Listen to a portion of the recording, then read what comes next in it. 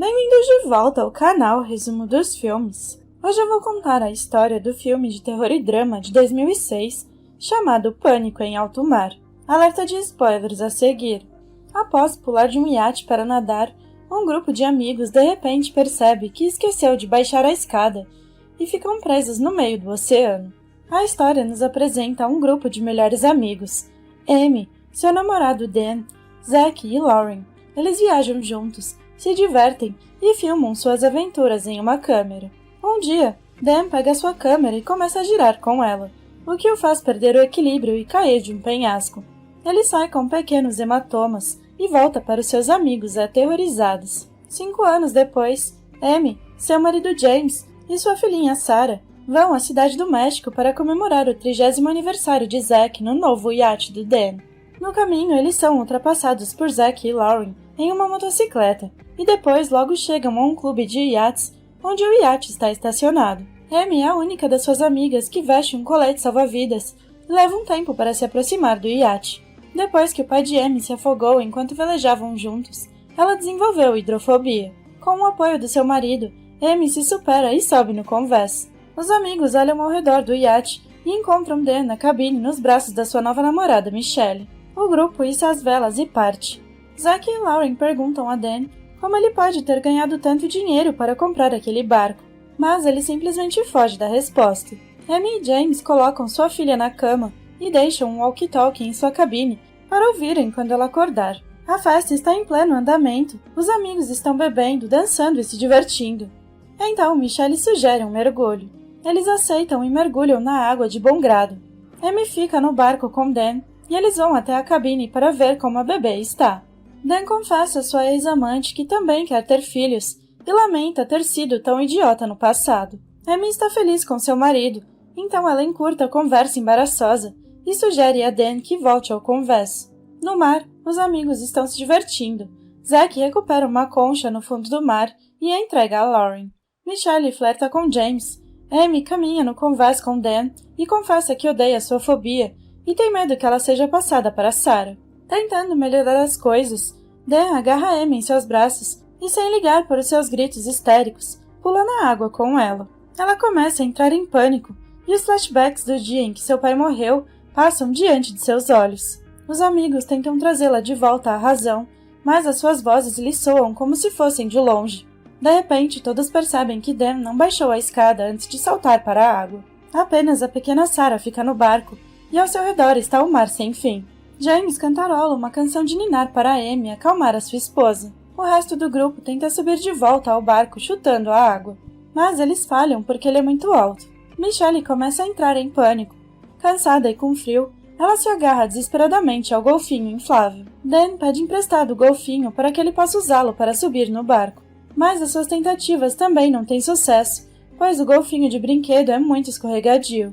Os caras notam uma bandeira agitando na popa e Dan tenta agarrá-lo. Ele consegue fazer isso em sua terceira tentativa, mas a bandeira está instável. Amy volta a si e todos tomam fôlego para pensar no que fazer a seguir. Michelle está histérica novamente. Ela pensa que um tubarão está nadando por baixo deles. Dan mergulha debaixo d'água, mas não encontra ninguém ali. Apesar disso, eles percebem que é apenas uma questão de tempo até que os predadores apareçam. Todos começam a atacar Dan e o culpam pelo que está acontecendo. Ele percebe que fez besteira, mas não consegue encontrar uma saída para a situação. Amy diz em lágrimas que eles devem encontrar uma saída, porque Sarah foi deixada lá em cima sozinha. Michelle continua a perder a cabeça. Devido à fadiga, ela começa a se afogar e tenta tirar o colete salva-vidas de Amy. Então eles a afastam de Amy e ela começa a ter um colapso nervoso. Lauren a coloca de costas para acalmar Michelle e faz uma oração em voz alta para ela. O grupo passa mais algum tempo sob o sol escaldante. Eles ficam sem energia e estão com sede. De repente, em algum lugar perto do barco, eles ouvem um telefone celular tocando. O som vem do casaco pendurado de Zack. Dan consegue jogar o casaco para baixo e Zack atende a chamada. Mas como o telefone está encharcado, ele não tem tempo de passar nada. Em total perturbação, Michelle tira o telefone das mãos de Zack e ele cai na água, privando-os da oportunidade de tentar restabelecer a ligação. Então, Dan sugere uma nova ideia de resgate. tirar todos os seus pertences e amarrar uma corda deles para jogá-lo a bordo. Neste ponto, os caras notam um barco passando apressado por eles em alta velocidade. Os amigos tentam desesperadamente sinalizar aos passageiros, mas eles não entendem a situação dos caras e acenam com as mãos em resposta. Eles têm que voltar ao plano de Dan.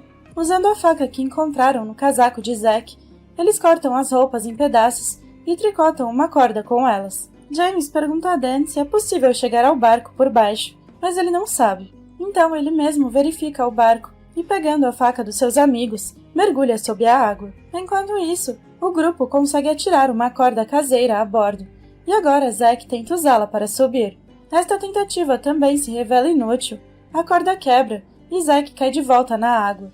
James também é assombrado pelo fracasso. Durante outro mergulho, ele acidentalmente perde a faca, e para salvar a faca afundando, ele nada muito fundo e atinge o fundo do barco durante a sua subida. James nada para fora, e Lauren o examina. O sangue da orelha revela que ele sofreu um ferimento na cabeça e deve ir imediatamente ao hospital. Isso se torna a última gota para Zack, e ele decide recorrer a métodos de resgate mais drásticos. Ele pega uma faca de James e começa a perfurar a lateral do barco para usar os buracos para chegar até lá em cima. Dan corre para o seu amigo em histeria e tenta detê-lo, pois não quer que ele danifique o barco. Durante a conversa, Dan apunhala acidentalmente Zack no estômago, e a situação fica totalmente fora de controle. Do rádio vem o choro histérico de Sarah, que já está acordada e não vê seus pais por perto. Por causa da ferida grave e da falta de atenção médica, Zack morre lenta e dolorosamente. Michelle se afasta do grupo e, perdendo as suas forças devido à fadiga, ela também se afoga.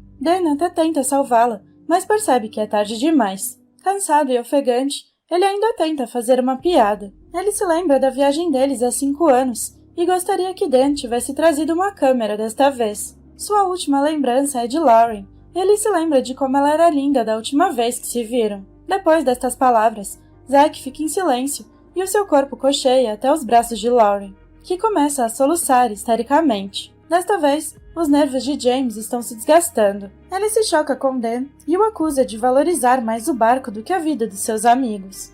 Amy tenta acalmar o seu marido, mas ele fica ainda mais furioso porque a sua esposa está defendendo seu ex-amante. Os movimentos abruptos de James o fazem começar a vomitar.